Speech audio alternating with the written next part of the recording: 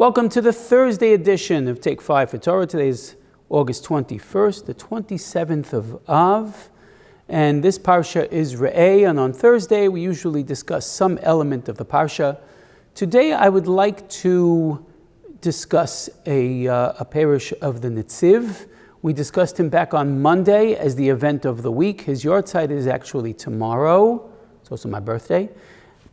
So the 28th of Av is the yahrzeit of the Netziv, and I'd like to darshan a statement of his on this parsha, where he talks about the mitzvah to wipe out a city where all the people in the city, or even the majority of the people in the city, worshipped idolatry.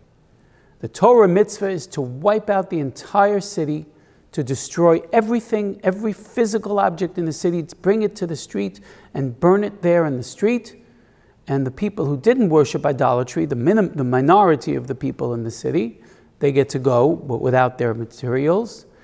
And the people who did worship idolatry are killed, punishment of idolatry. Now, set aside right now where the Gemara in Sanhedrin says that there has never been such a thing as this kind of city. It's known as an Ir Hanidachas, because in order to burn all these things, there has to be not one item that we're not allowed to burn, such as a mezuzah, a pair of tefillin, a sefer Torah, or any kind of tashmishi mitzvah. So that's unheard of.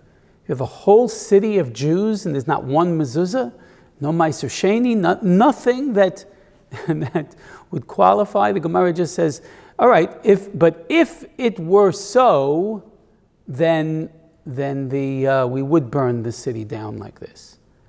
So the Netziv says, commenting on the Gemara, that says that if it can never happen, along with two other events in the Torah, a house that needs to be destroyed because it becomes leprous, and a Ben Sora Mora, a 12-and-a-half-year-old boy who is so rebellious that his parents take him to the courts to have him killed, that all three of those have never happened in the history of the halacha, because the conditions the Torah itself sets up to make them happen could never ever happen. But if they would present themselves, then it would happen. In all three cases, there is one person in the Gemara that says, I saw that, and I stood on the rubble of such a house. I stood on the rubble of such a city, and I stood on the grave of such a child.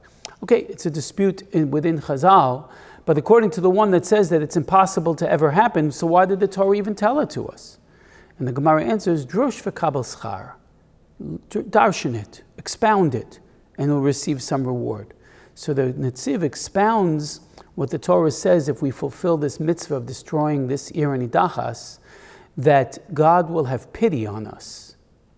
So the Netziv connects these two, and he says, what do you pity? We just fulfilled a terribly cruel mitzvah that involves everything but pity.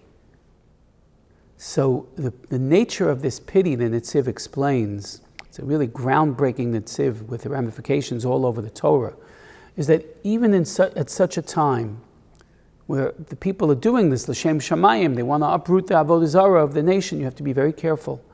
It can make it can jar our inner harmony to be involved in such a cruel thing and such violence. Right? Yaakov, when he faced his brother, was afraid not only of being killed, he was afraid he would have to kill. Golda Meir said at the UN, I can forgive the Arabs for killing my boys, but I can't forgive them for making my boys kill.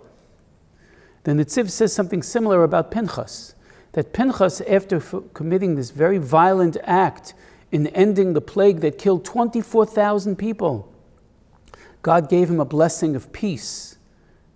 And I believe we spoke about that back at Parshas Pinchas, but the blessing of peace was for him to feel that his inner harmony was not jarred, that he can still function, doesn't suffer from post-traumatic stress for committing himself, even if very much l'shem shamayim, but that there was an act of violence.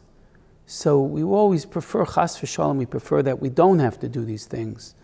But we acknowledge that when fulfilling such a thing like this, that we have to submit to God's mercies and hope that when the Gemara is correct, that such a thing could never happen. These three very violent acts, because the Torah itself, kiviyachol, engages us and presents the impossibilities, if you will. That a Jew should do such a thing, it's impossible. So this is the Netziv, whose yard side is tomorrow. May his memory be a blessing.